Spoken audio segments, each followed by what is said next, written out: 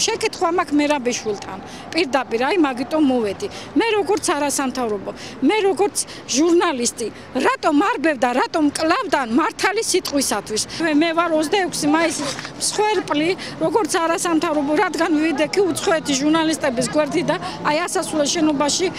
პარლამენტის ასასვლელ შენობაში მომაყოლეს ეს არის ანტიქართული ანტიდემოკრატიული არ როგორ შეიძლება მოაზროვნე ქართული ახლა მოვიდეს და აქ დადგეს არავითარ შემთხვევაში ეს წარმოუდგენელია უბრალოდ მე არ ვიცი რა ხდება ქართველების თავს მე არ ვიცი